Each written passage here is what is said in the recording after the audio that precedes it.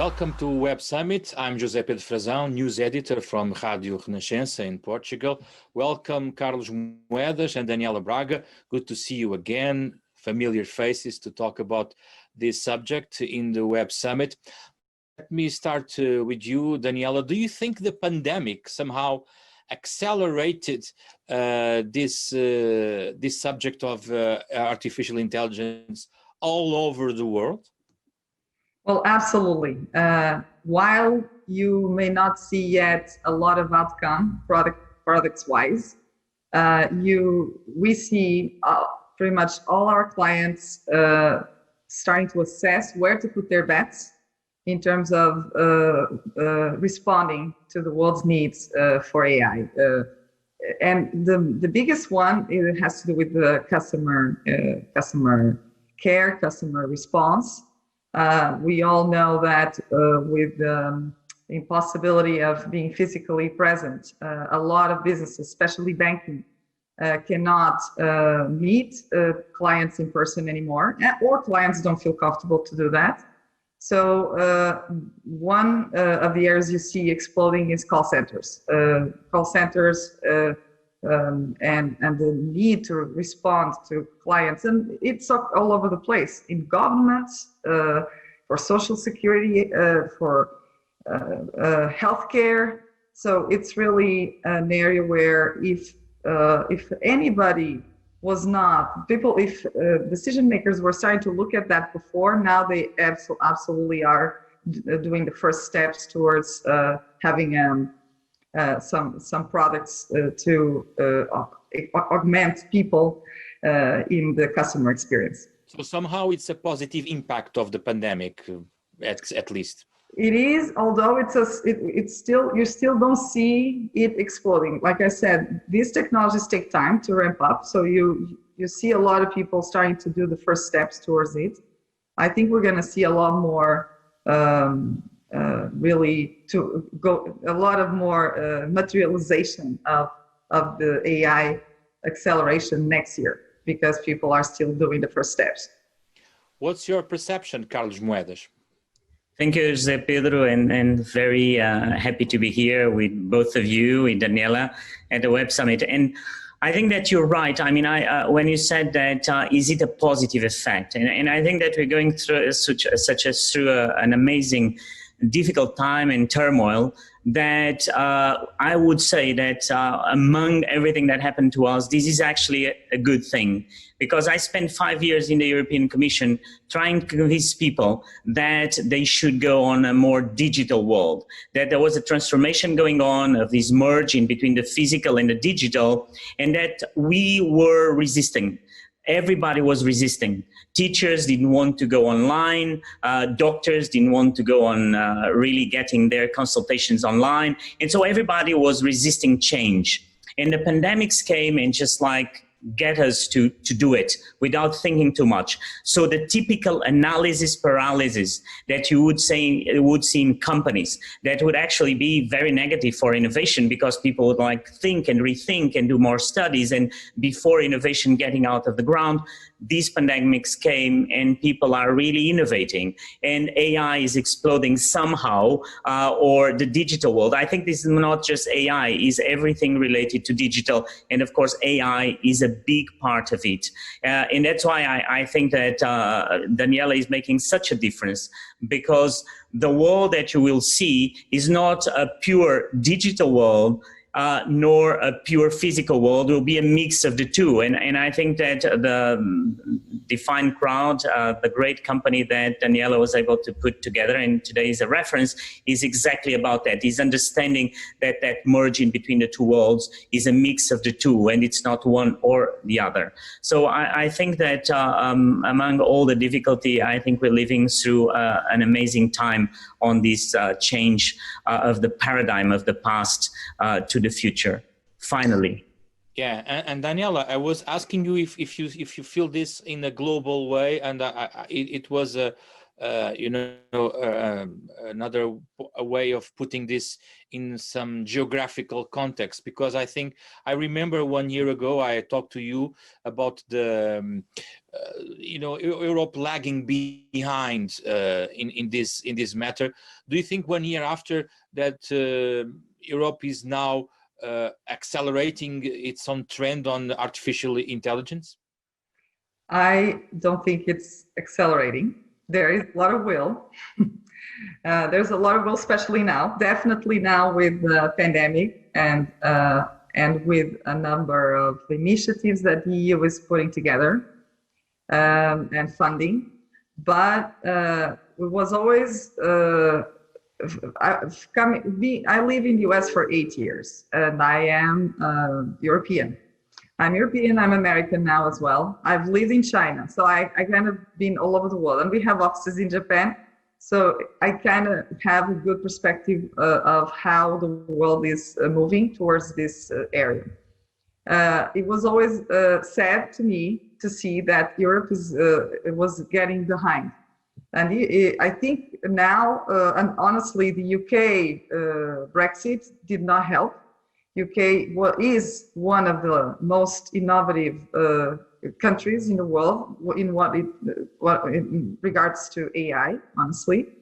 And what I see with Europe, it's not a lack of talent at all. I mean, I come from there, and we have a number of companies that are near unicorns or unicorn level, made in Portugal in the AI space. It's not about lack of talent. It's about fragmentation of the politics and of the states in Europe. The states are not talking to each other. And a good example is that every single state, and sometimes states within states, like in Germany or Spain, are developing their own pandemic tracing, COVID tracing app. That's why it's ridiculous. It's a waste of talent and time to be developing different apps to trace just a small region. This is an example of how Europe is so fragmented in the road to the AI. Daniela, but you say that before the Brexit, UK and the rest of Europe were racing in two separate tracks already. Yeah. Do you think that with Brexit, Europe is weaker in terms of AI now without UK? It is weaker. This is why we should, all politics aside, I think for the sake of Europe, the research, the development, and the commercial relationships should stay alive and should stay strong. Because in fact, we all need each other in Europe. And we should have a better dialogue with the US in that matter.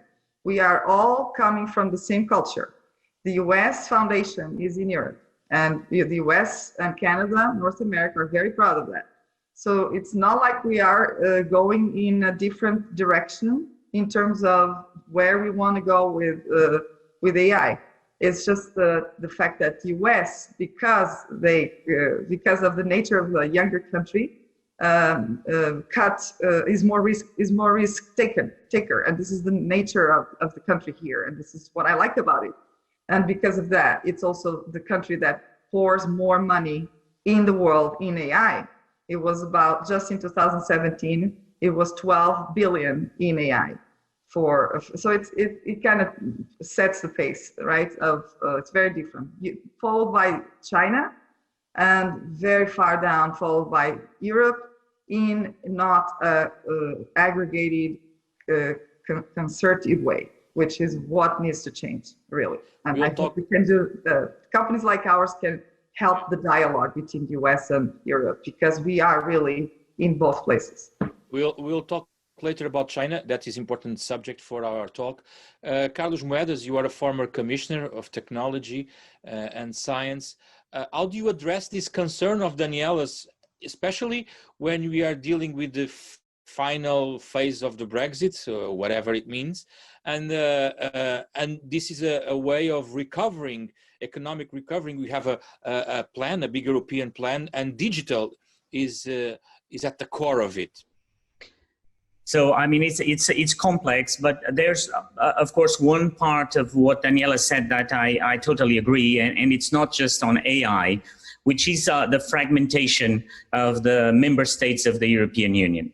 And that is in everything. I mean, it's in goods and it's in services, where people think that they can do it alone. And they don't understand that today they are absolutely nothing alone, because even a country like Germany represents 1% of the population of the world. And so that is one of the major problems, what we call the internal market, is that you still have these divisions, these kind of like little countries working in one side, the bigger ones on the other side, and everybody trying to go for different directions. And so that's a problem, a European problem, that I think is much better now than 10 years or 15 years ago. And each crisis that you go through, it gets better. Like after the financial crisis, what happened? Europe had to create a single resolution mechanism for the banks, a single supervisory mechanism for the banks that didn't exist before. So things that were done were actually at the time done at the level of the member states, now are done at the level of the European Union. And now the pandemics came, and we immediately saw that there was a big problem. There was no coordination at the European level. So we need really to have a union of public health in Europe. And I think that that would be one of the results that will come after this crisis. So Europe goes through crisis after crisis, and those crises normally reinforce the power of the European Union. But we're still very far from what a federal state is, and we will never be a federal state. But I think we can be more than we are today. And that's what we are really fighting for, is to have a real internal market. So I agree on that with Daniela, but I want to put here a couple of points for hope. The first is that if you look at AI today, AI is about data. And data today is a lot about regulation. And Europe is leading on that regulation path with the GDPR. You like it or not, but it became the standard. And so that is something that Europe can lead. And today you see companies in the United States following the rules of Europe. So you have that power. Second, AI will be about openness, about something that I know Daniela cares really about, which that you don't have biased data, that you can have data that reflects the humanity as a whole, men, women, different credos, different people. And that, I think that Europe is really the beacon, the point or the platform in the world where you see that diversity and that willingness of the politicians to go to an open data world, to open access to the freedom of scientists. And so the political will is there.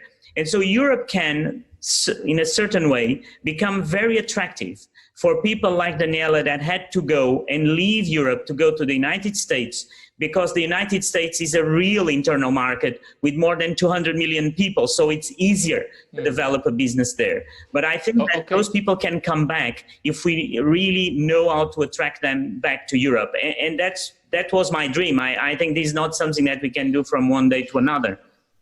Okay, we have two questions here. One is data protection, another is openness. Daniela, about the first one, data protection, do you think 2 or 3 years after the regulation in Europe, things have calmed down, then you see that as a problem? And the second one, do you think openness is enough for you?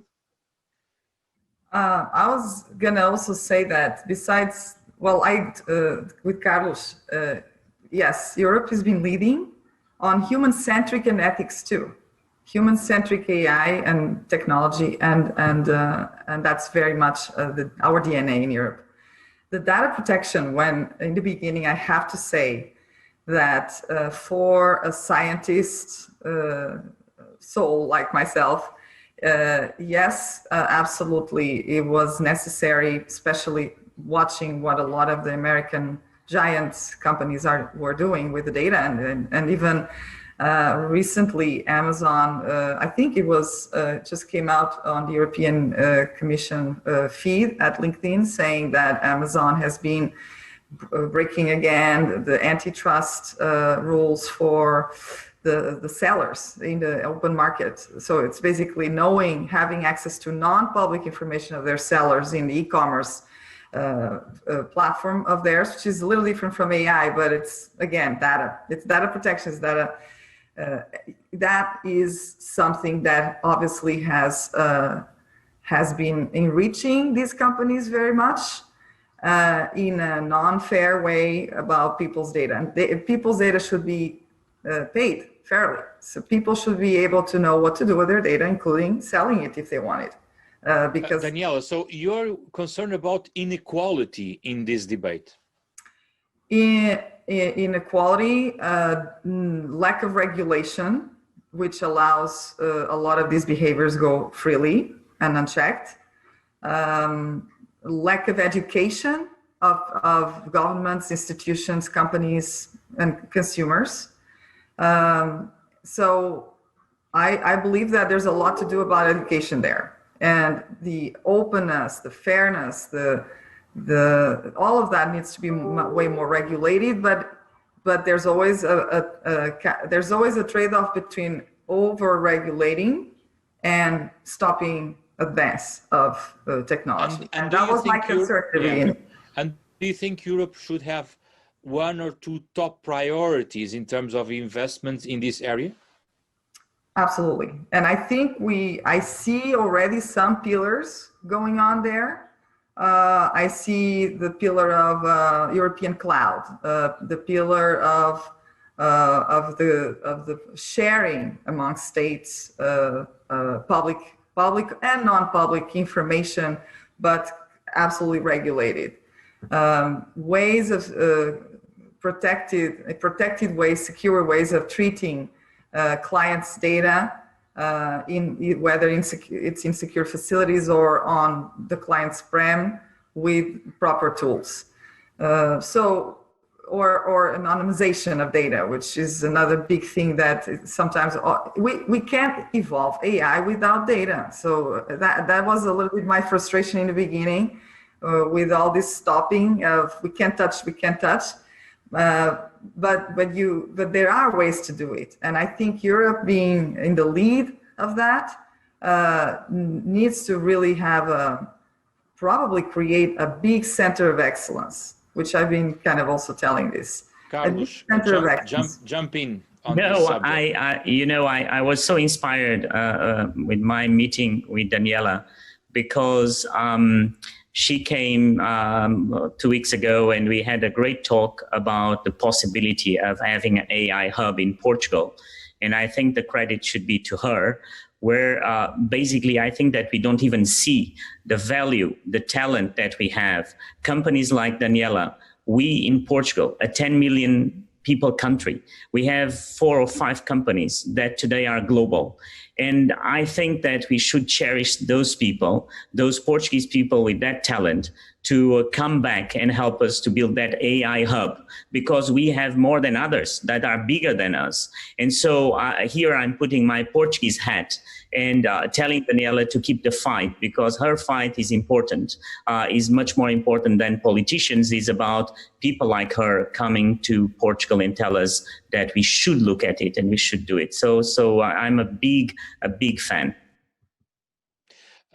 2 minutes, just to address one thing, and 1 minute for each other. Daniela, you said already Europe and United States could hold this debate together and be stronger against a global competitor like China. Do you think that would be a solution? So I think that, as much as I gotta say that I believe in China, I understand where they're coming from, but it's very much not in the lines of the world the morale and the values that we come from in Europe, and even in the US, with this all the free country kind of type of how we operate. So it's not about what I would like we do with China is that we come to a global agreement. It's not like us versus them. It's we bring China to the table and work together into an AI roadmap for humanity. because we're not playing with the same rules right now. Yeah. Carlos Moedas, 30 seconds. What do you think of this? I think we should believe in an open world.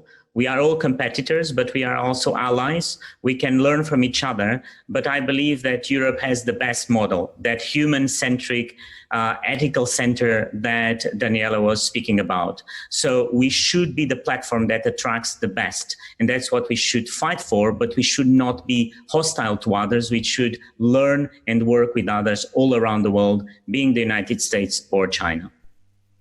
Carlos Moedas, Daniela Braga, pleasure to talk to you in this Web Summit. Back to Web Summit in Lisbon.